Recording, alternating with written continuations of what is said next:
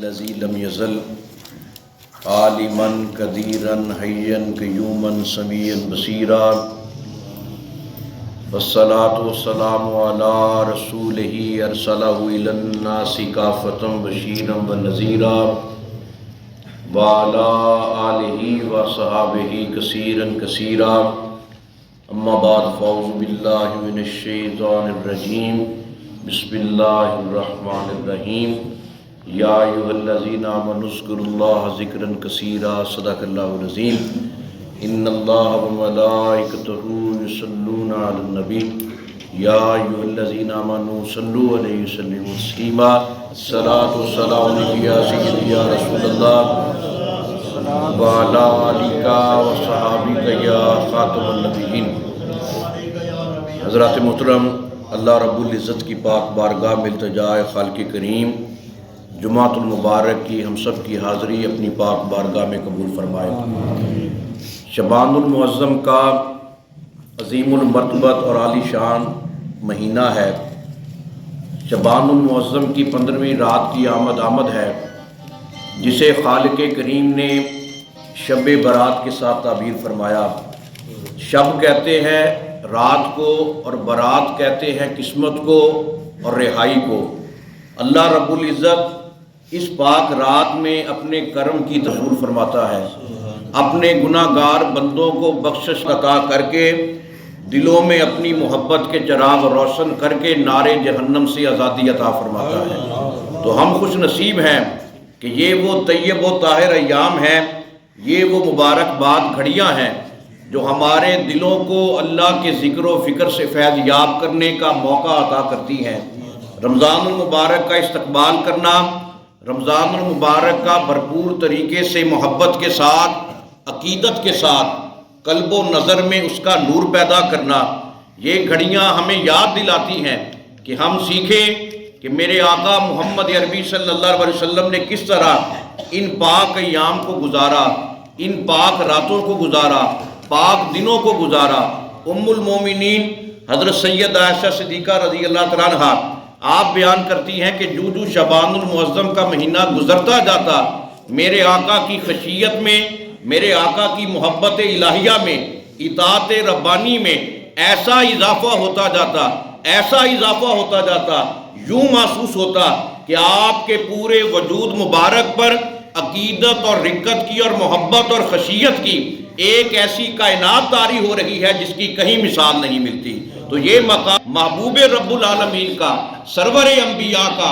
آقا محمد عربی صلی اللہ علیہ وسلم کا، کہ جن کے صدقہ سے پوری کائنات نے بخشش کی معراج کو پانا ہے، آپ کی محبت کا یہ مقام ہے، تو ہم گناہ گاروں کی کیا اوقات ہے۔ یہ وہ پاک ایام ہے اللہ کے ذکر کرنے کا، اللہ کی محبت کے اجالے سمیٹنے کا حکم دیتے ہیں۔ اللہ رب العزت نے قرآن مقدس میں ارشاد فرمایا یا ایھا الذین آمنوا اذکروا اللہ ذکرا کثیرا، اے ایمان والو اللہ رب العزت کو کثرت کے ساتھ یاد کرو۔ حضرت عبداللہ ابن عباس رضی اللہ تعالیٰ عنہ آپ سے کسی نے یہ پوچھا کہ اس آیت مبارکہ میں جو اللہ نے حکم دیا ہے کثرت کا، اس کا مطلب کیا ہے؟ کیا ساری رات اللہ کو یاد کرے؟ کیا دن کا کسی پہر اللہ کو یاد کرے؟ کسی بھی وقت اللہ کو یاد کرے؟ کون سی گھڑی اللہ کو یاد کرے؟ رئیس المفسرین عبداللہ ابن عباس آپ نے یہ فرمایا اس کا مطلب اور مفہوم یہ ہے کہ تم دنیا میں ایک قدم اٹھاؤ، ایک سانس لو، پھر سجدہ شکر بجا لاؤ،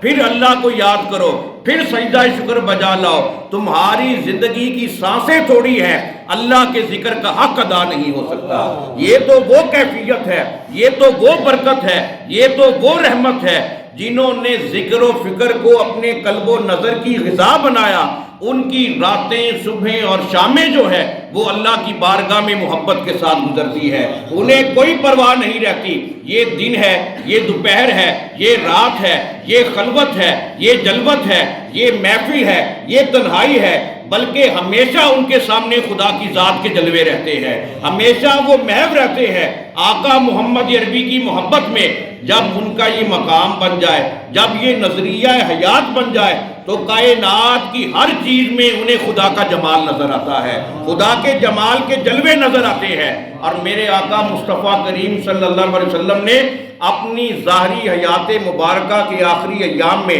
اپنے غلاموں کو یہ فرمایا کہ اے میرے غلاموں، میں تمہیں ایک سب کے محبت نہ دوں؟ صحابہ نے عرض کی آقا ضرور عطا فرمائیے۔ میرے نبی نے یہ فرمایا کہ تمہارے جسم کا ایک اہم حصہ ہے، اگر وہ ٹھیک ہوگا پورا جسم ٹھیک ہوگا، اگر وہ فساد پر مبنی ہوگا، وہ ٹھیک نہیں ہوگا، پورا جسم خراب ہوگا۔ حضرت عبداللہ ابن عمر کھڑے ہوئے عرض کرنے لگے آقا وہ جسم کا حصہ کون سا ہے؟ میرے آقا صلی اللہ علیہ وسلم نے یہ فرمایا ہوا قلبہ، وہ جسم کا حصہ تمہارا دل ہے۔ جب تم دل کو پاک کر لو گے، دل کو صاف کر لو گے، دل کا آئینہ ایسا پاک ہوگا، ایسا پاک ہوگا، دنیا میں آنکھیں بند کرو گے جمال مصطفیٰ نظر آئے گا، آنکھیں بند کرو گے جمال خدا نظر آئے گا، کائنات کی ہر چیز پر نگاہ ڈال کر دیکھو گے، شجر و حجر کو دیکھو گے، پتوں کو دیکھو گے، درختوں کو دیکھو گے، جمال قدرت نظر آئے گا، جلال فطرت نظر آئے گا۔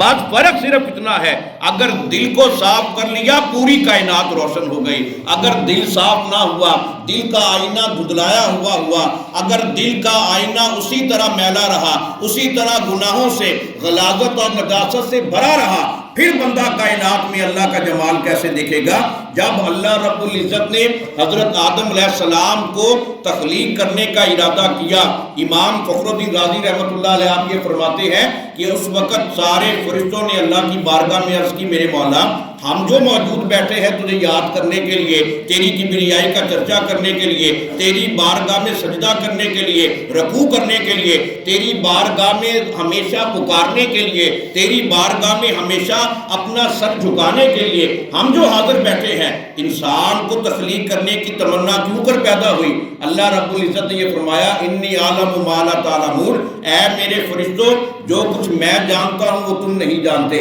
جب یہ مبارک ایام آتے ہیں، جب یہ پاک گھڑیاں آتی ہیں، امام راضی رحمۃ اللہ علیہ آپ یہ فرماتے ہیں اللہ فرشتوں کو یہ فرماتا ہے میرے فرشتوں دیکھو تم تو کہتے تھے انسان کو پیدا نہ کرنا، یہ بندہ کتنا خوش نصیب ہے، اس نے اپنا سر سجدے میں رکھا ہوا ہے، اس نے رکوع کیا ہوا ہے، اس نے قیام کیا ہوا ہے، یہ تلاوت قرآن مقدس کر رہا ہے، یہ اپنی آنکھوں پر توبہ کے ارادے سے، توبہ کی نیت سے آنسوؤں کے قطرے لیے ہوئے میری بارگاہ میں توبہ کے دروازے پر دستک دے رہا ہے۔ اے میرے بندو اب تم بتاؤ، اے میرے فرشتوں اب تم بتاؤ ان بندوں کے ساتھ کیا سلوک کیا جائے؟ فرشتے عرض کرتے ہیں میرے مولا جو آج تیرے پکے اور سچے بندے ہیں، جنہوں نے اپنے قلب و نظر کی دنیا کو پاک کر لیا، انہیں معاف کر دیا جائے۔ تو یہ ہے انسان کا مقام جو رب العالمین ان ایام میں دکھاتا ہے فرشتوں کو کہ جو میرے ہو گئے، جنہوں نے میرے لیے اپنے دل کو پاک کر دیا، میں اللہ بھی ان سے راضی ہو گیا ہوں۔ نعرہ تکبیر، نعرہ رسالت، نعرہ حیدری، نعرہ غوثیہ، آستانہ عالیہ غوثیہ قادریہ مصطفیہ۔ اور سامعین محترم یہ شعبہ سے ہے جس کا مطلب ہے شاخوں کا پھیل جانا۔ اس میں بندہ کوئی بھی نیکی کرتا ہے، وہ نیکی کی جو جڑیں ہیں، شاخیں ہیں، پھیل جاتی ہیں، اتنا پھیل جاتی ہیں کہ رمضان المبارک کا مہینہ آ جاتا ہے، بندہ رمضان میں داخل ہو جاتا ہے۔ جو اس مہینے کی عظمت کو پہچان گیا وہ رمضان المبارک کی لذت و حلاوت سے آشنائی پا گیا۔ جو اس مہینے سے غافل رہا، اور ام المومنین عائشہ صدیقہ یہ فرماتی ہیں میرے آقا شعبان المعظم کے روزے رکھ کر ان کو ملاتے تھے رمضان کے روزوں کے ساتھ، اور پھر آپ یہ اعلان کرتے خوش نصیب ہے وہ بندہ جو شعبان کے روزے رکھے، رمضان المبارک کا استقبال کرے۔ اور یہ اللہ رب العزت نے محبت کی، عقیدت کی جو خیرات ہمیں عطا فرمائی ہے، جو نعمت ہمیں عطا فرمائی ہے، جب بندے کا دل ایسا پاک ہو جائے، ایسا صاف ہو جائے۔ حضرت ملا علی قاری رحمۃ اللہ علیہ آپ یہ فرماتے ہیں، حضرت سیدنا باعزید بستامی رحمۃ اللہ علیہ آپ کے بارے میں بھی آتا ہے کہ آپ جب بھی عشاء کی نماز پڑھنے کے بعد جب بھی آپ باہر نکلتے، آپ بلند آواز کے ساتھ اللہ کا ذکر کرتے۔ لوگ یہ پوچھتے حضور ابھی تو آپ نماز پڑھ کے آئے ہیں، باہر نکلنے کے بعد اتنی بلند آواز کے ساتھ اللہ کو یاد کرنا کیسا ہے؟ آپ یہ فرماتے ہیں کہ جب میں نماز پڑھ کے اللہ سے ملاقات کر کے اللہ کی بارگاہ میں حاضری دے کر واپس آتا ہوں، مجھے یوں لگتا ہے پوری کائنات جو ہے وہ مجھے پکار کر کہہ رہی ہے، اے باعث دین تو کتنا خوش نصیب ہے، تو کتنا مقدر والا ہے، تو اللہ کو راضی کر کے آیا ہے، ساری دنیا تجھے یاد کر رہی ہے، ساری دنیا تیرا استقبال کر رہی ہے، وہ بھی تیری ہم نوا ہے، وہ بھی اللہ کو یاد کر رہی ہے۔ اور یہی وہ کیفیت ہے جو صاحب تفسیر روح البیان علامہ اسماعیل حقی رحمۃ اللہ علیہ نے بیان فرمائی کہ حضرت داؤد علیہ السلام جب آپ کبھی زبور شریف کی تلاوت کیا کرتے تھے، اس وقت ہواؤں میں اڑتے ہوئے پرندے بھی نیچے بیٹھ جایا کرتے تھے، زمین پر چلنے والے جانور اور درندے وہ بھی رک جایا کرتے تھے، سارے ہم نوا بن جاتے۔ آج اللہ کا نبی داؤد جو ہے وہ تلاوت کر رہا ہے، ہم بھی اس کے ساتھ شامل ہو جاتے ہیں۔ تو یہ مقام ہے، جو بندہ اپنے آپ کو اللہ کے حوالے کر دے، اللہ کے سپرد کر دے، اللہ رب العزت اس کا محافظ بن جاتا ہے۔ لیکن شرط یہ ہے بندہ ہر دن کو اپنے لیے نجات کا ذریعہ بنائے۔ ہمارا یہ المیہ ہے، ہمیں یہ جب پتہ چلتا ہے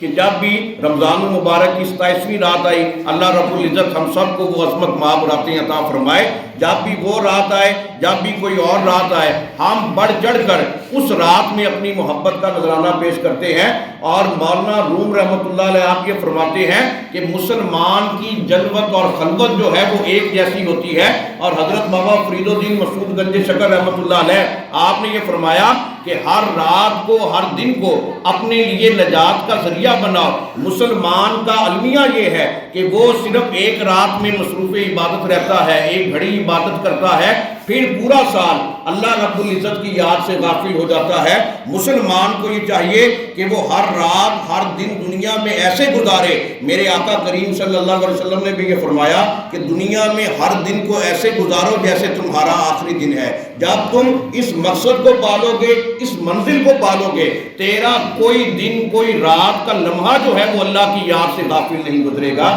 ہمارے لیے ایک المیہ کی حیثیت کی مقام ہے کہ ہم صرف ایک رات پر توجہ دیتے ہیں۔ ہم نماز پنجگانہ کا اپنے آپ کو عادی بنائیں، ہر دن کو نجات کا ذریعہ بنائیں۔ ہر دن کی تخلیق کرنے والا رب العالمین ہے، ہر رات کو بنانے والا جو ہے وہ رب العالمین ہے۔ تو پھر ایک رات پر اکتفا کیوں؟ ہمیں یہ چاہیے کہ ظاہری طور پر ہمیں اللہ رب العزت جو ذاتِ سانسیں عطا فرمائے، ہمارا دل جو ہے ہمیشہ اس کی بارگاہ میں سر مسجود رہنا چاہیے۔ اور یہی وہ کیفیت ہے جو حضور غوث اعظم آپ نے یہ ارشاد فرمایا کہ آپ دیکھیے کہ کشتی جو ہے جب دریا میں چلتی ہے اتنی دیر تک صحیح چلتی رہتی ہے جتنی دیر تک پانی اس کے اندر نہیں جاتا۔ اگر کشتی میں سوراخ ہو جائے، پانی اس کے اندر چلا جائے، وہ کشتی صحیح دورے پر نہیں جا سکتی۔ بالکل اسی طرح جو اللہ کی ہدایت سے، اللہ کی محبت سے، مرشد کامل کی غلامی کے صدقہ فیض یاب اور بامراد ہوتا ہے، وہ دنیا میں رہتا ہے، زندگی گزارتا ہے، دنیا میں کاروبار حیات کرتا ہے، لیکن دنیا کی لہروں کو اپنے دل کے اندر نہیں آنے دیتا۔ اگر اس کا دل روشن ہوتا ہے یا خدا کی محبت کے ساتھ یا مصطفیٰ کی محبت کے ساتھ، یہ ہے وہ جلوے جو مرشد کامل کی محبت سے عطا ہوتے ہیں۔ اس لیے ہر دن کو اپنے لیے نجات کا ذریعہ بنائے، ہر رات کو اپنے لیے محبت کا حصول جو ہے اس کو اپنی منشا قرار دیں۔ اور میرے آقا مصطفیٰ کریم صلی اللہ علیہ وسلم نے یہ فرمایا کہ چند دنوں کے لیے، چند مہینوں کے لیے یا چند ساتوں کے لیے یہ شریف بننا، نیک بن جانا، یہ اللہ رب العزت کی بارگاہ میں سرخ روئی کا ذریعہ نہیں ہے، بلکہ مومن اور پکا ایمان والا ہوتا ہی وہ ہے جو ہمیشہ اللہ کی یاد سے منور ہوتا ہے، سیدھے رستے پر چلنے کا عہد کرتا ہے اور اس سیدھے رستے پر چلتا بھی ہے۔ تو یہ محبت کی معراج جو ہے یہ مرشد کامل کے صدقہ سے عطا ہوتی ہے۔ اس لیے ہم خوش نصیب ہے جمعۃ المبارک اپنے مرشد کامل کی بارگاہ اقدس میں ادا کرنے کا شرف حاصل کر رہے ہیں۔ لیکن ضرورت اس امر کی ہے کہ شعبان المعظم کی 15ویں رات کو بھی بھرپور طریقے سے گزاریں، اور ہر رات کو اللہ رب العزت جو توفیق عطا فرمائے نماز پنجگانہ کا اپنے آپ کو عادی بنائیں، قرآن کی تلاوت کریں، درود و سلام پڑھیں، ذکر اذکار کریں، اور حضور قبلہ عالم مرشد کامل پیر سید محمد مصطفیٰ شاہ گیلانی قادری المعروف حضرت پیران پیر پوترا رحمۃ اللہ علیہ، جو آپ نے اپنی تمام مبارک زندگی اللہ اور اس کے رسول کی محبت اور اطاعت کا درس دیا ہے، ہم سچے دل کے ساتھ اس پر عمل کریں اور جتنا ہو سکے ذکر و فکر کی لذت و حلاوت میں اپنے آپ کو مصروف عمل رکھیں۔ اور حضور غوث پاک فتح الغیب کی ایک فصل میں فرماتے ہیں دنیا میں تمہارا کیا جانے والا ذکر کبھی بھی تمہیں ناکام اور نامراد نہیں رکھتا، ادھر جب تم قبر میں جانے لگو گے تمہاری روح پرواز کر جائے گی، وہی دنیا میں کیا جانے والا ذکر جو ہے نورانیت کی صورت میں تمہارے چہرے پر آ جائے گا۔ یہ جو ہم کہتے ہیں کہ فلاں بندے کا چہرہ مرتے وقت بڑا روشن تھا، وہ دنیا میں کیا جانے والا اللہ کا ذکر ہے۔ جب روح بدن سے پرواز کرتی ہے وہ ذکر جو ہے نور کی صورت میں بندے کے چہرے پر طاری ہو جاتا ہے۔ اس لیے اس کیفیت کو اپنے مرشد کامل کے وسیلہ سے اپنے قلب و نظر پر طاری کریں اور ہر دن کو ہر رات کو اپنے لیے نجات کا، محبت کا، خشیت کا ذریعہ بنائیں۔ اللہ رب العزت کی پاک بارگاہ میں التجا ہے خالق کریم ہم سب کو ذکر و فکر کی نعمت عطا فرمائے۔ مرشد کامل کا صدقہ اللہ رب العزت ہم سب کی توبہ اپنی بارگاہ میں قبول فرمائے۔ وما علینا الا البلاغ المبین۔